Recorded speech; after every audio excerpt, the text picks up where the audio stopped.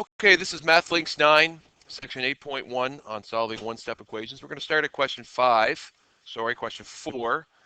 and it's a modeling question. And it says write an equation that is represented by the model shown. It says 3 paper clips is equal to 27 cents. So we're really asked here is what is the value of each of those paper clips? If 3 of the paper clips is equal to 27 cents. So if X is going to represent a paper clip, right, a paper clip, excuse me, then 3 multiplied by the value of the paperclip is going to be equal to 27 cents. Now, some of you might have just used 27 without the decimal, but technically what it wants you to do in this particular chapter is get accustomed to using decimal amounts as values. So we have 3 paperclips, or 3 x's is equal to 27. To isolate the value, we're going to divide both sides by 3, and then therefore x is equal to 0.09. So therefore, each paperclip would be worth 9 cents. Question 5 says model the solution to 4x equals 3/4. So it says using a number line, and I guess we said we didn't have to do this one, didn't we? I said you skip 5. We'll skip 5. We'll come back to it. We'll start at question 7 actually, because we did 6 already as well. So here we have solve each question. Now, A is giving us an equation where the variable is on the left-hand side. So if I was to give an easier version of this without fractions, and I said a quarter of x is equal to 2, we would know that we would multiply both sides by 4 to get the answer, right?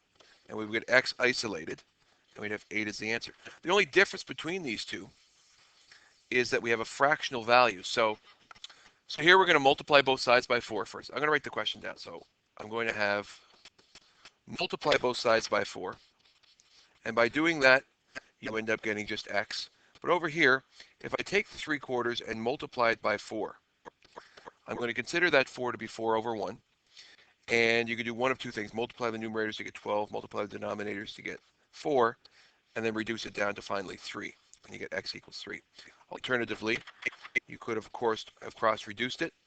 And if you did cross-reduce, you would have gotten the answer of 3 right off the bat. So multiplying both sides by 4, you get the answer of 3. Oops, I made a mistake. All right. Pretend that whole thing didn't exist, and we'll just go on to question number B. Just pretend that was a 4, and then everything would be fine. Question B, we have 2y equals, that's the world's worst y, 2y equals negative 6/5. Now notice when I took this negative sign that was in front of the fraction, I have a habit of always keeping my negative symbol in the numerator, and I find it works best if I do that. So it's how I express negative fractions. I always keep it in the numerator when we're dealing with algebra, or in the denominator if I'm isolating. So in this particular one, I'm going to divide by 2, and I'm going to get y. But when I divide by 2 over here, I need to consider the fact that it's going to be multiplying by the reciprocal of 2. So dividing by 2 is the same thing as multiplying by the reciprocal of 2, which is 1/2. So I'm going to multiply this by 1/2.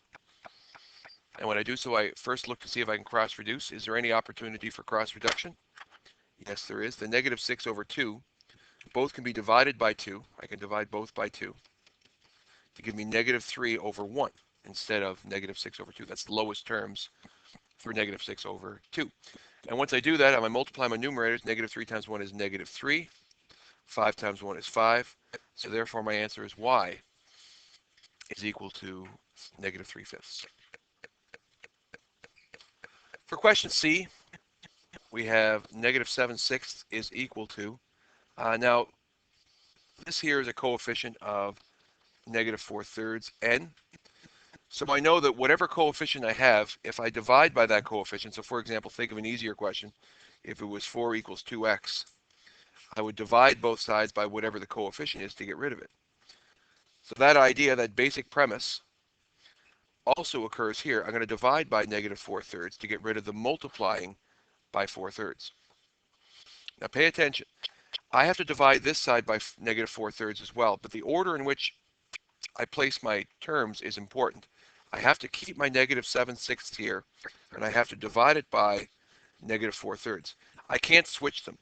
because 10 divided by 2 and 2 divided by 10 is not the same thing. So therefore, negative 7/6 divided by negative 4/3 is not the same thing as negative 4/3 divided by 7/6.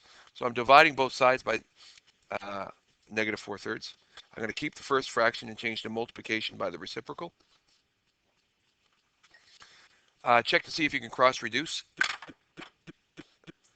If I had negative 3 over 6, I'm going to think of that as being negative 3 over 6. What would that reduce down to? Both would be divisible by 3, and I would get negative 1 over 2, right? So now that I have that, I can then say, well, n is isolated over here because n's by itself. Negative 7 times negative 1 is just 7. 2 times 4 is 8. And therefore, n is equal to 7/8. And your last question, D, has a coefficient again of a mixed fraction. So taking an easier question, just making up different variables. If this was the question, we would still divide both sides by 4 to isolate the variable.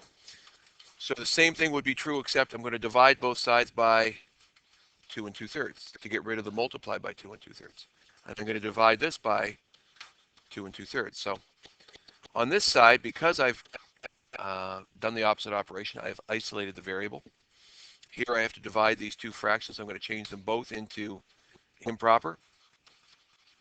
I'm then going to change it to keep the first fraction and multiply by the reciprocal. Check for cross reduction. 3 over 6 will reduce down to 1 over 2. 7 over 8 is already lowest terms. So when I multiply the numerators, I get 7. Multiply the denominators, I get 16.